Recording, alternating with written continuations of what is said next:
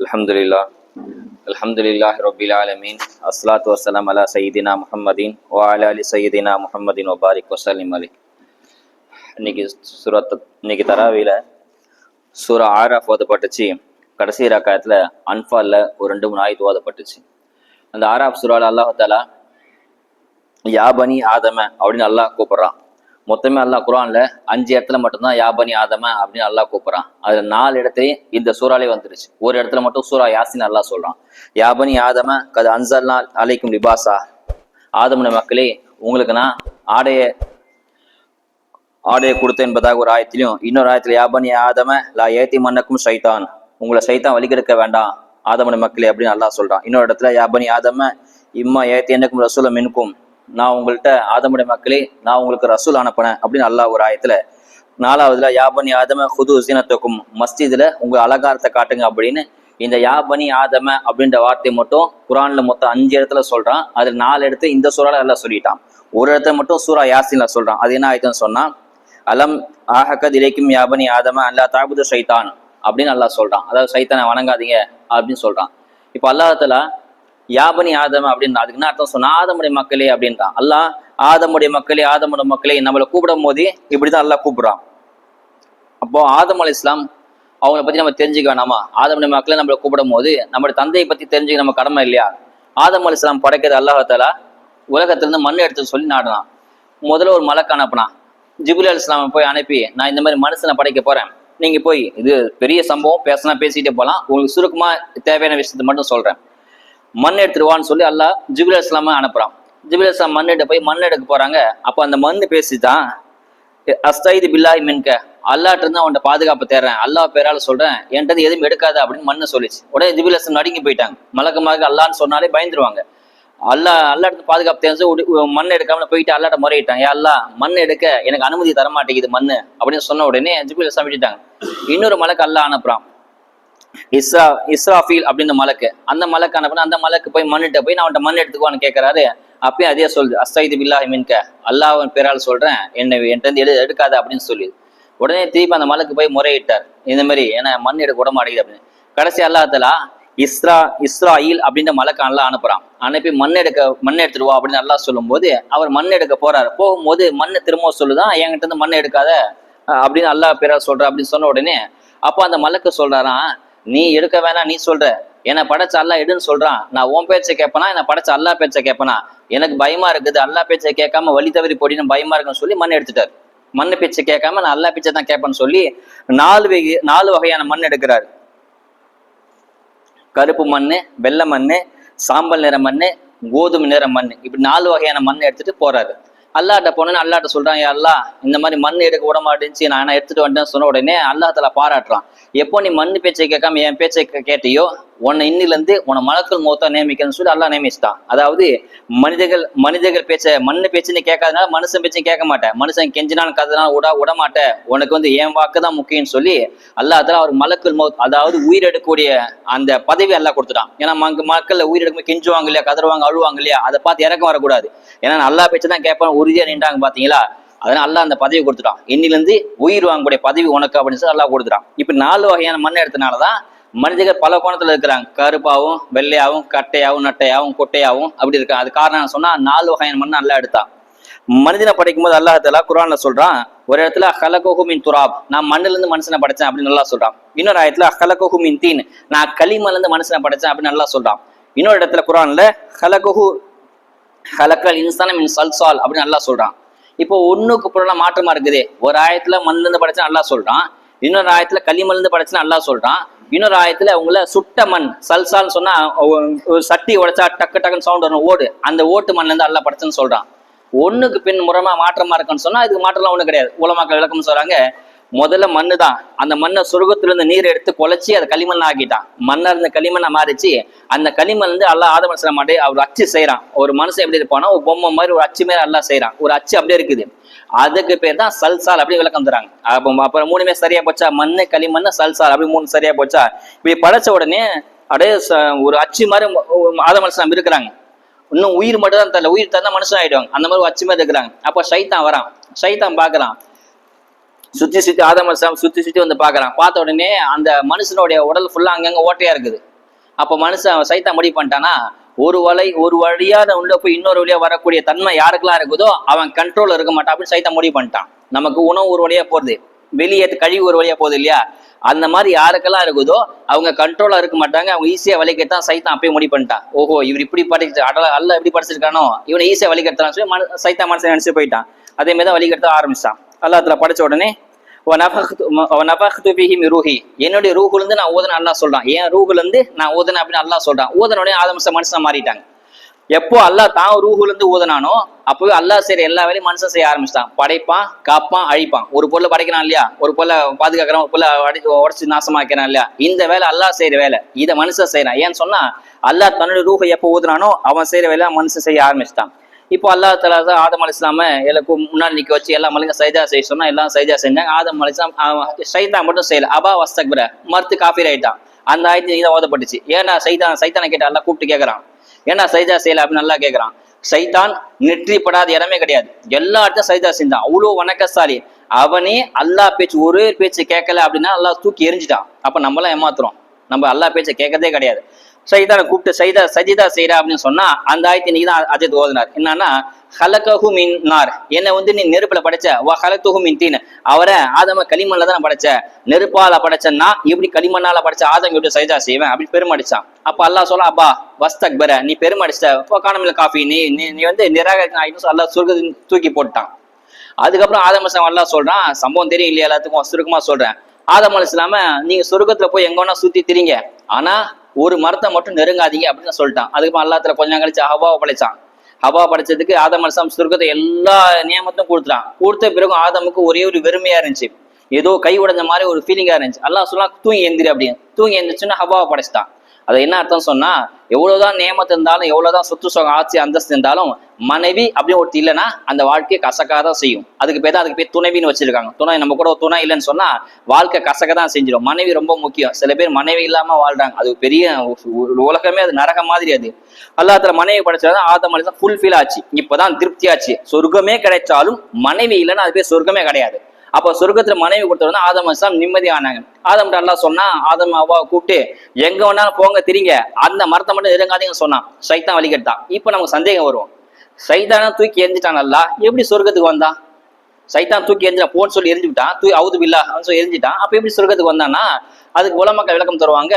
சொர்க்கத்துக்குள்ள மயிலும் பாம்பு இருந்துச்சு, நிறைய விலங்கு இருந்துச்சு. அப்ப மயிலும் பாம்பு இருக்கிறது அழகா இருக்குமா, மயிலை கூப்பிட்டு மயிலுக்கு ஆசைவாசையை காமிச்சு இந்த மாதிரி ஆதம வலிக்கு இருக்குன்னு சொன்ன உடனே மயில் தான் துணைக்கு பாம்பை கூப்பிட்டுச்சு.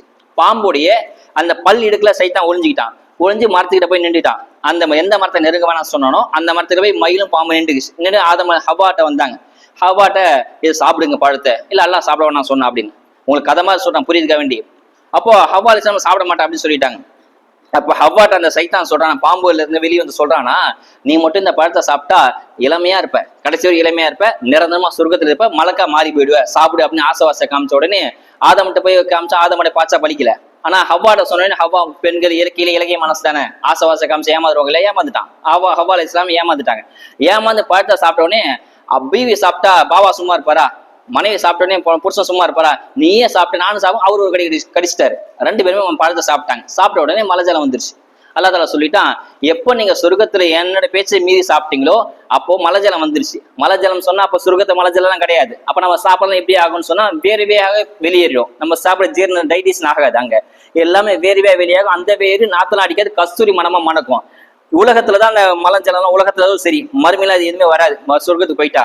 அப்போ இந்த மலைஜலம் வந்த உடனே அல்லாஹ் சொல்லிட்டான், நீங்க மலைஜலம் கழிக்கக்கூடிய இடம் இது கிடையாதுப்பா, நீ சொர்க்கத்துக்கு போனது, சொர்க்கம் ஒரு கழிவறை மாதிரிதான் உங்களுக்கு, அல்லாஹ் தான் சொர்க்கத்தை இறக்கிட்டான். இப்படிதான் முடிஞ்சு. ஆதம சமம் இப்படிதான். இப்போ நமக்கு சந்தேகம் வரலாம், எவ்வளவு பொருள் இருக்கு இல்லையா, அல்லாஹ் ஏன் ஆதம மண்ணுல இருந்து படைச்சான்? தங்கம் இருக்குது, வெள்ளி இருக்குது, உலோகங்கள் இருக்குது, அதெல்லாம் வச்சு படைக்கலாம் இல்லையா, ஏன் மண்ணுல இருந்து படைச்சாங்கன்னா, இயற்கையாக அரபில பழமொழி சொல்லுவாங்க, குல்லிஷை இர்ஜு இலா அஸ்லிஹி, ஒவ்வொரு பொருளும் ஒவ்வொரு அசலும் திரும்ப அதோட தான் சேருமா, அதாவது இனத்தோட தான் சேரும் சொல்லுவாங்க இல்லையா. ஆதம் எப்போ மண்ணில் படைச்சாலும் அல்லாஹ் தான் திரும்ப மண்ணுக்கு தான் போவாங்க. அதனால அது இயற்கை நீதி, அதுதான். மண்ணில இருந்து படைச்ச ஆதம் கடைசியில கபூர்ல போய் வைக்கும்போது மண்ணில் தானே போவாங்க. அதான் அப்படி அல்லாஹ் அப்படி படைச்சான். பொதுவாக மண்ணுக்கு 4 வகையான தன்மை இருக்குது. அந்த 4 வகையான தன்மை மனுஷனுக்கு வரணும்ன்றதுக்காக தான் அல்லாஹ் மண்ணில் படைச்சான். அப்படி உலமாக்கள் விளக்கம் தருவாங்க. முதல் தன்மை மண்ணுக்கு நான் சொன்னா, மறைக்கக்கூடிய தன்மை மண்ணுக்கு இருக்குது. ஒரு பொருளை மண்ணில் போட்டா மண்ணு மறைச்சிடும். குழி தோண்டி ஒரு மண்ணுக்குள்ள போட்டா மண்ணு மறைஞ்சிரும். அந்த குழியில மேல பார்த்தா தெரியவே தெரியாது. ஒரு காசோ அல்லது ஒரு பொருளோ மண்ணுல தோண்டி புதைச்சு மண்ணை மூடிட்டா அதுக்குள்ள என்ன இருக்குன்னு நமக்கு தெரியாது, தோண்டி பார்த்தாதான் தெரியும். இப்படி மறைக்கக்கூடிய தன்மை மண்ணுக்கு இருக்குது. அந்த தன்மை மனுஷனுக்கு வர்றதுக்காக தான் அல்ல மண்ணில் படைச்சான். உதாரணத்துக்கு யாரோட குறையாவது உங்களுக்கு தெரிஞ்சு சொன்னா அந்த குறையை வெளிப்படுத்தக்கூடாது, அதை மறைச்சிடலாம். இப்படி மறைக்கக்கூடிய தன்மை மண்ணுக்கு இருக்கு இல்லையா, அந்த தன்மை மனுஷனாகி உனக்கு வர வேணும் அப்படின்றதுக்காக தான் மண்ணில் படைச்சான். யாரு குறையும் வெளியில சொல்லக்கூடாது.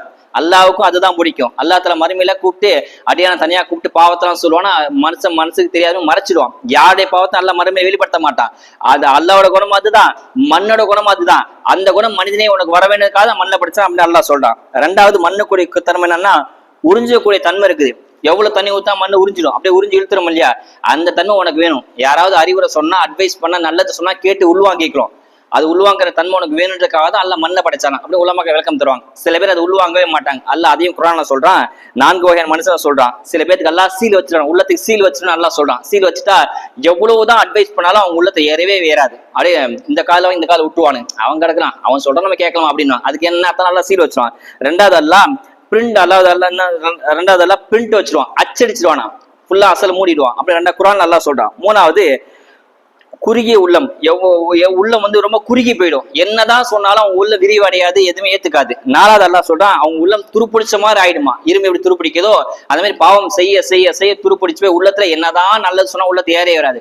இந்த மாதிரி இருக்காதீங்க, மண்ணுடைய தன்மை உள் வாங்கிக்கிங்க, தேவையான வெளியில் கொடுங்க, அட்வைஸ் எங்கேயாவது நசி பண்ணா ஏத்துக்குங்க என்பதற்காக தான் அல்லாஹ் மண்ணில் படைச்சானா. இது ரெண்டாவது தன்மை. மனுஷனோட மூணாவது தன்மை, மண்ணோட மூணாவது தன்மை என்னன்னு சொன்னா பலன் தரக்கூடியது.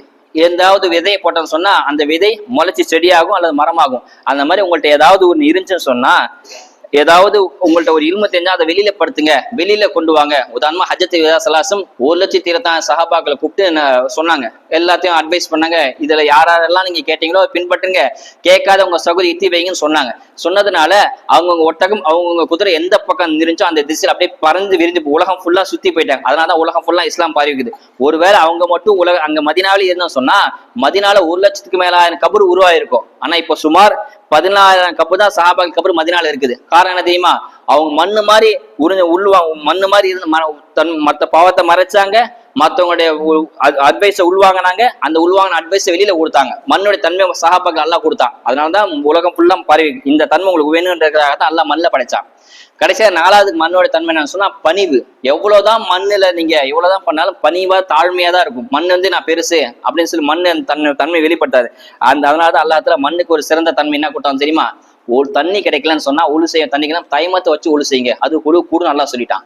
மண்ணே கிடைக்கல என்ன பண்றது, தனிமத்தை வச்சு ஒழு செய்யுங்க, தனிமம் கிடைச்சது அதை வச்சு ஒழு செய்யுங்க, தொழுக கூடும். அந்த அளவுக்கு மண்ணுக்கு பண்புகள். அந்த மாதிரி பணிவா நீங்க வாழுங்க, அல்லாஹ் வாழ்க்கையில உங்களை உயர்த்துவா என்பதற்காக தான் மண்ணில் கொஞ்சம் நல்லா படைச்சான். ஒவ்வொரு நாளும் மண்ணு சொல்லுதான், நான் வறுமையின் வீடு இருட்டு வீடுன்னு சொல்லுது. என் வீடு எப்படி தெரியுமா இருக்கும், இருட்டா இருக்கும். கபர் சொல்லுதான் என் வீடு இருட்டா இருக்கும். அது இருட்டுக்கு பல்ப் என்ன தெரியுமா, நீங்க தினமும் தஹஜ்ஜுத் தொழுதுட்டு வாங்க, அதுதான் அந்த கபருக்கு பல்ப் என்பதாக சொல்லுது. ஒரு அருமையான நேரம், நோம்போட சகு டைம் எல்லாருமே எந்திரிப்போம், ஒரு 2 ரக்காத் குறைஞ்ச 2 ரக்காத் தொழுதுருங்க. தஹஜ்ஜுத்ல நிறைய நன்மை இருக்குது. சில பேர் என்ன குறிப்பா என்ன நன்மை சொல்லணும்னு சொன்னா, முத்தி போன பாவிகளுக்கு, அதாவது பாவமே ஊறி போன பாவிகளுக்கு தஹஜ்ஜுத் நசீப் அல்லாஹ் தரவே மாட்டான். அதிகமா பாவம் செய்யறேன் பாத்தீங்களா, தஹஜ்ஜுத் நன்மையை அந்த நசீப் அல்லாஹ் தரவே மாட்டான். நமக்கு தந்திருக்கான்னு சொன்னா அல்லாஹ் நம்ம இறக்கம் வச்சிருக்கான்னு அர்த்தம். அதனால தஹஜ்ஜுத் கடைபிடிங்க. அந்த தஹஜ்ஜுத் தான் உங்களுக்கு பல்ப் என்பதாக சொல்லப்படுது. 2வது அந்த பல்ஸ் தான் அன்ன பைத்துன் துராப், நான் மண்ணோட வீடு, என் மேல ஹமிலு ஃபராஷ், என் மேல விரிப்பே கிடையாது. உங்களுக்கு விரிப்பு வேணும்னு சொன்னா நீங்க அமல் சாலிகா நல்ல அமல் செய்யுங்க, அந்த நல்ல அமல் மூலமா நீங்க மண்ணில் நிம்மதியா படுத்து தூங்கலாம் என்பதாக கபர் சொல்லுது.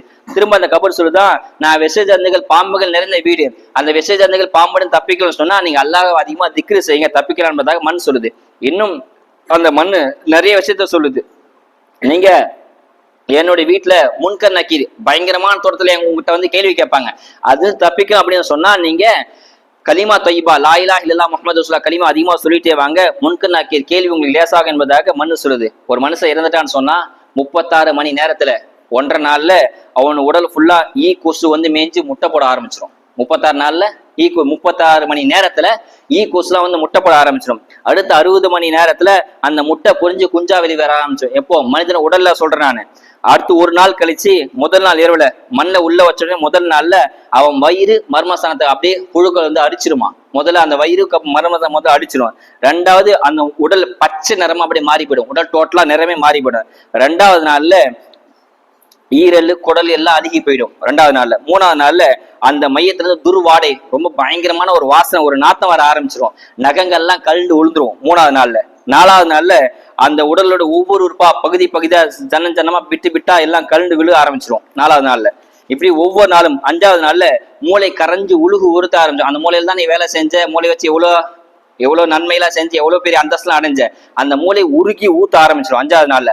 6வது நாள்ல வயிறு வெடிச்சு வயிறு உள்ளதெல்லாம் வெளியில வந்துடும். 7வது நாள்ல முகம் சார்ந்த கண்ணு, காது, மூக்கு, நாக்கு, பல்லு எல்லாம் ஒவ்வொன்னா விட்டு விழு ஆரம்பிச்சிடும், ஒண்ணுமே இல்லாம ஆயிடும்.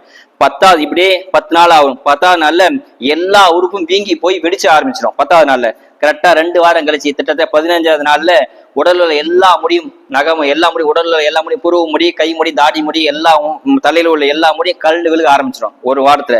அதுக்கப்புறம் 1 வாரம் 2 வாரம் கழிச்சு உடல்ல ஒரு துர்நாற்றம் வீசுமா. அந்த துர்நாற்றம் மனுஷனுக்கு தெரியாது, மண்ணுக்குள்ள இருக்குது.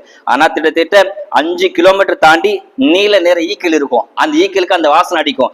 அந்த வாசனை மூலமா உங்ககிட்ட அந்த 2 வாரத்துல அந்த உடல்ல அந்த ஈ ஃபுல்லா புழுக்க மிக்க ஆரம்பிச்சு, ஈ மிக்க ஆரம்பிச்சிடும். உடல் ஃபுல்லா நாசமா 2 மாசத்துல 60 நாள்ல உடல் அடையாளமே தெரியாம சன்னமா எல்லா விட்டும் எலும்பை தவிர எல்லாத்தையும் அரிச்சு சாப்பிட்டு ஆரம்பிச்சிடும். கிட்டத்தட்ட 25 வருஷம் கழிச்சு அந்த எலும்பும் அழிஞ்சு போயிடுமா. எல்லா எலும்பும் 25 அந்த மையத்தை அடக்கினதுக்கு அப்புறம் 25 வருஷம் கழிச்சு எல்லா எலும்பும் அரிஞ்சு போய் ஒண்ணுமே இல்லாம அல்லாஹ் குர்ஆன்ல சொல்றான், ஹதீஸ்ல சொல்றான், முதுகு தண்டுல ஒரு சின்ன ஒரு கடுகுமணி சைஸ்ல ஒரு சின்ன விட்டு மட்டும் தான் மீஞ்சி இருக்குமா.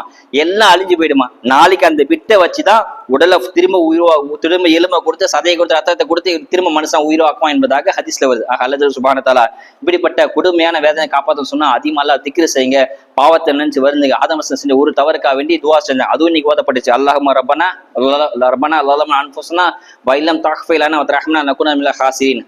எல்லாம் நான் அநியாயம் செஞ்சுட்டேன், நீ என்ன மன்னிக்கல, எமது இறக்கம் காட்டா நாசமா போயிடுவேன், என்னை காப்பாற்ற ஆதம் துவா செஞ்சேன். அது இதுமா அல்லா துவா செய்யுங்க. நல்ல நேரம் அல்லாஹ் தஆலா நம்ம துவா கபூலாக்குவானாக. வாழும் காலம் எல்லாம் அவன் பொருத்தத்துடன் வாழ்ந்து அவன் பொருத்தத்து மரணித்து அவன் பொருத்தத்துடன் கபூல் ஏற்பக்கூடிய தௌஃபீக் அல்லாஹ் தந்தருள் புரிவானாக. அஸ்ஸலாமு அலைக்கும் வரஹ்மத்துல்லாஹி வபரகாத்துஹு.